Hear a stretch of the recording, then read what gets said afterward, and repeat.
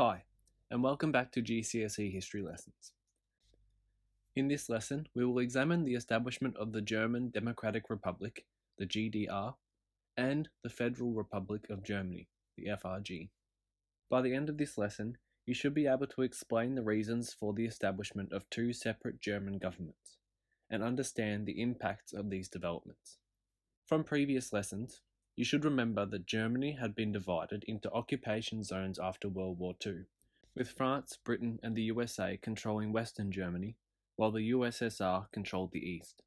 You will also remember that the reason why Stalin blockaded Berlin in June 1948 was in retaliation for the Western powers fusing of their zones and establishing a West German government and currency. But let's rewind a bit to examine why the government of West Germany was formed.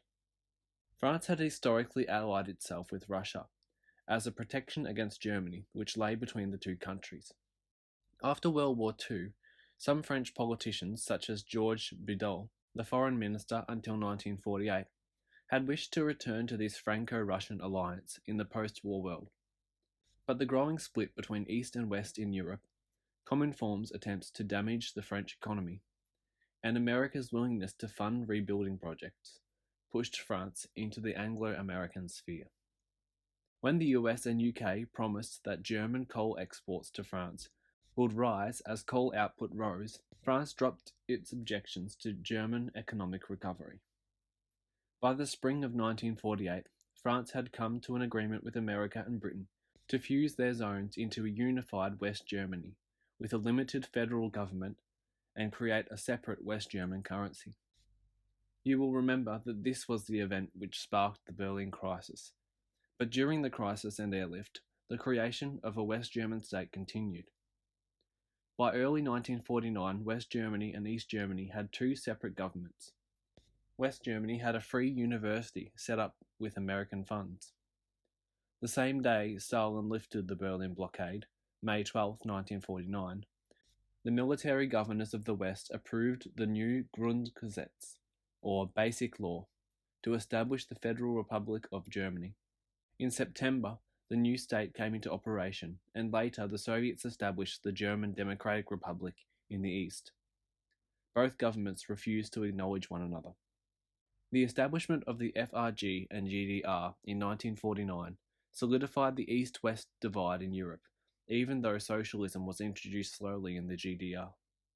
These events also made German reunification a political impossibility, and set Germany and Berlin as Cold War battlegrounds for the next 4 decades. Later in June 1953, British Foreign Office Minister Snewin Lloyd noted, "To unite Germany while Europe is divided, if practical, is fraught with danger for all. A divided Germany is safer for the time being." So, to summarise what we've learned today, France was opposed to German reunification. Factors changing French policy on the issue included the division of Europe into two camps meant alliance with Russia would not be feasible.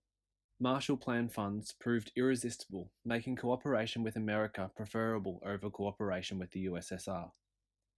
America and Britain assured France that rises in industrial output from Germany would be met with similar rises in exports to France.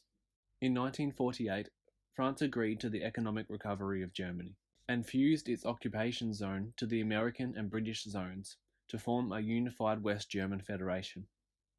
A separate West German currency was also introduced, sparking the Berlin crisis. In 1949, the Federal Republic of Germany was established, and later that year the German Democratic Republic was created by the USSR. Neither German state recognized the other as the legitimate government of Germany, but none of the leaders wished to reunite Germany while Europe was divided and tensions were high. If you're having trouble remembering which Germany was which, just remember that the German Democratic Republic was the undemocratic one. Next lesson, we will take a look at the establishment of international alliances and organisations on both sides of the Cold War. Thanks for watching. Feel free to like and subscribe, and I'll see you next time on GCSE History Lessons.